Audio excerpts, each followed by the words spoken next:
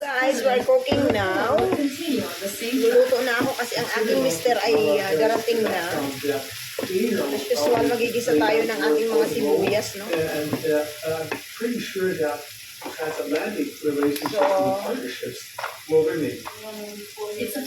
Luluto tayo ng ating favorite ngayon na green hill, green. Back when he was president, Trump regularly criticized Germany's defense spending and bashed Merkel's immigration policy. His presidency can be considered a low point in the relationship between Washington and Berlin. It was stressful not only because of Germany, but of the, I would say, the style, the government and Lagi tayong may green na gulay, guys. Yun ang pinaka-importante sa amin, guys, ay gulay. Gulay. Trade. With isolationist Kahit hindi kami magkarne, gulay talaga, guys. Yeah, very important yan. all imported goods, it's hard to imagine a harmonious So, relationship. that's why maraming bawang. Kasi ang bawang ay alam nyo naman, marami nakitulong. Parties feel Berlin is more prepared this time. Igigisa lang natin to, guys. Kasi mayroon akong The conservative opposition disagrees. mayroon akong niluluto na. Frankly, the German government has to be blamed for, at least for the past 4 years, for not doing enough to Sabi nila green lentils daw to, no? a bigger European Mataas ang sovereignty defense topics. Pag tayo ay protein, no? Kuha tayo ng protein sa mga gulay na lang, guys. Huwag na tayong kumuha sa mga karne. Polls show that 2/3 of Germans would prefer Kamala Harris as U.S. president. Ayun, we are going to mix And like in that. political Berlin, there appears to be a consensus that with a President Kamala Harris, the U.S.-German friendship would stand on more solid ground. Right, let's get some more perspective on this with political correspondent Matthew Moore joining us from our Berlin studio. Good morning, Matthew. A clear slant towards Kamala Harris in Germany and quite a bit of dismay about Donald Trump. Does it really make such a difference? Who occupies the White House? It matters a huge deal, Beresh, because look, Germany's fortunes are intertwined with no other country quite like they are with the US, and that's because Mas umaga ako ng luto lagi kasi si Mr. Maaga. US security guarantees, that meant that Germans could enjoy decades of economic prosperity without having to invest massively in defence. Now we know that President Trump always objected to that. Meron tayong mga alugbati, guys. Tulad ng lagi kami mayroon. Lunch. And so he basically represents the kind of the instability and a kind of critical ally, if you like, whereas Harris represents the status quo. So it's a much more comfortable partner for Germans. And look, the US is Germany's largest trading partner, which for an export nation like Germany is really vital. It means what happens in the US really affects Germany. Gulay talaga, Under guys. Trump, that we heard a lot about the US-German trade deficit. Donald Trump is a protectionist. He felt that wrong. He made his trade deficit with the US meant that it was exporting more to the US than it was purchasing. Meant that was somehow a slight on the US, and that Germans were taking advantage of the US. We never heard anything about that under Biden, and so for Germans who really crave stability, this is a choice in a sense between the unpredictability of a President Trump or kind of steady as you go with President Harris. And so we can hear what some of the Germans on the streets make of it all. But I wouldn't begrudge it to either of them. But for me, it would be Trump. I'd say he'd end the war. We've already experienced Donald Trump as president and have been following his campaigns continuously, so we can only shake our heads and ask ourselves why someone like that would ever get elected. So we all very much hope that Kamala Harris will get the job done.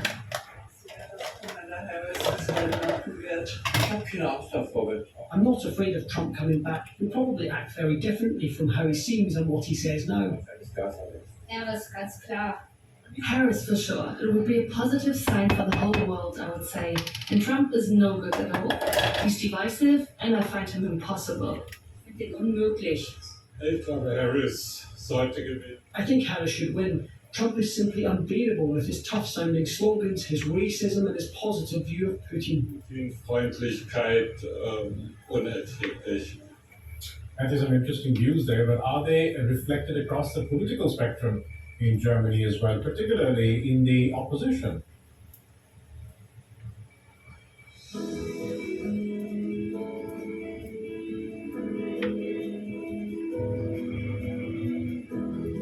Sa Pasalamat ako na ano na rin si Mr. nitong mga gulay natin, guys. Yung mga gulay natin na ano na rin siya, na-adapt niya na rin yung ating mga kulturang gulay.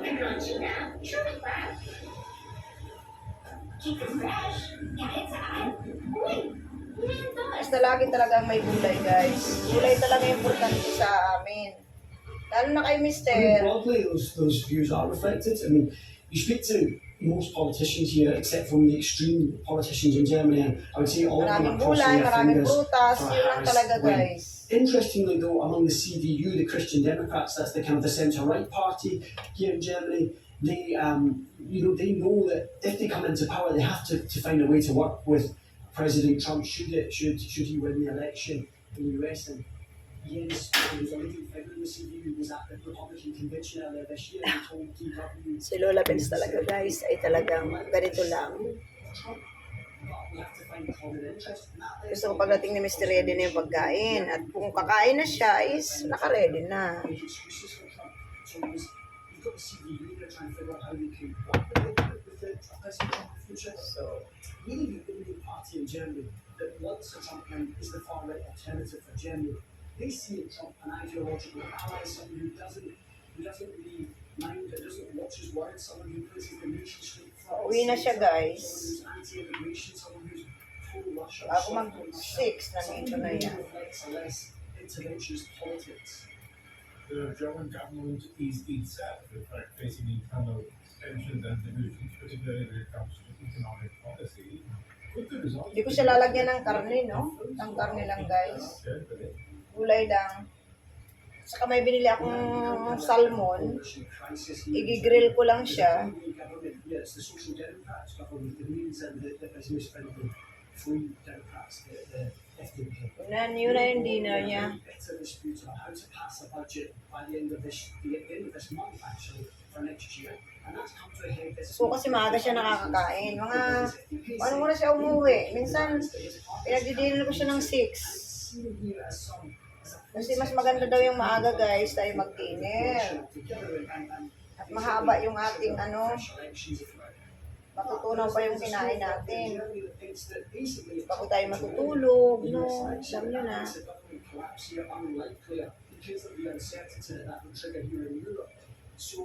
there's a lot of people watching what happens in the US and saying, as one senior politician who says, this is really, it's a decision week, not just for the US, but for Germany too. We'll leave it there for the moment. Matthew Moore from our Berlin studio. Thank you very much for that.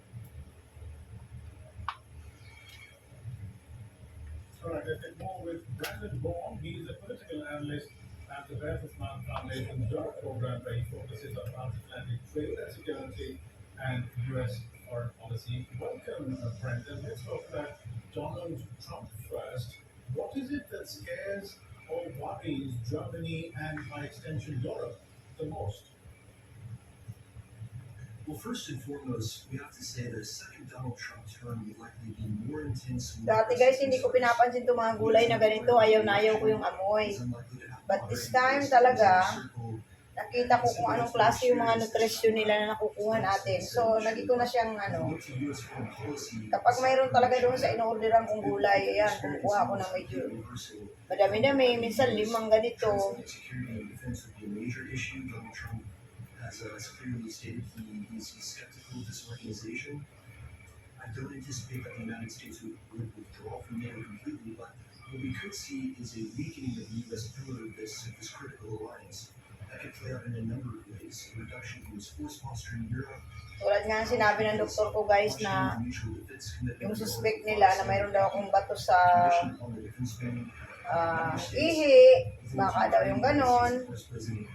Pero pasalamat talaga tayo, guys, kasi wala tayong ganon. So, natuwa ako, guys, kasi walang ganon. Straight na natin yan sa basurahan para pagtapon ko mamaya, dire-diretso na yan, guys. Ayaw kasi makalat, no? So, ganun ang Lola Bears. Kapag nagtrabaho siya, ay talaga ugasan ulit natin siya. Kahit ugas na siya, ugasan ulit natin, guys.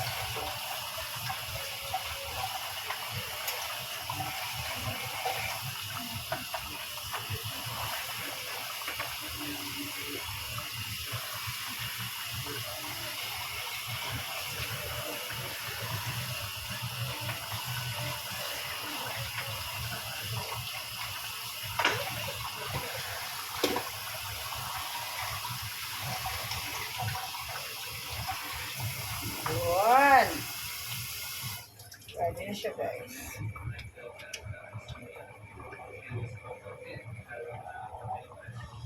Hindi ko pinagluluto ang asawa ko, guys. Ayaw ko. Because yan ang trabaho ko eh, kung paglulutuin ko pa siya. Hindi ko talaga siya pinagluluto, guys. Hindi paghuhugas, guys. Hindi ko siya pinaghuhugas. Ayaw ko. Pero sa kanila daw, iba yung naghuhugas, iba yung nagtutuyo ng mga plato. Pero ako, ayaw ko talaga, guys. Sabi ko kay Mister, that's my job, no? Please. Naintindihan niya naman, guys, kasi since talaga nagsama kami, nag-i-insist talaga si Mister maghugas, pero ito talaga yung pinaghuhugas, guys.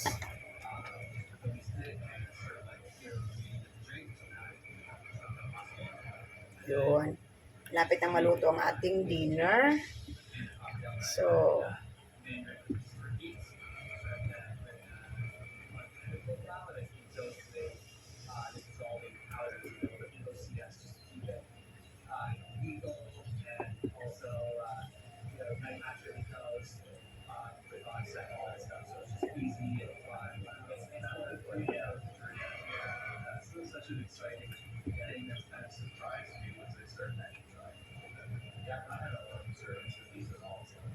okay guys, bye-bye.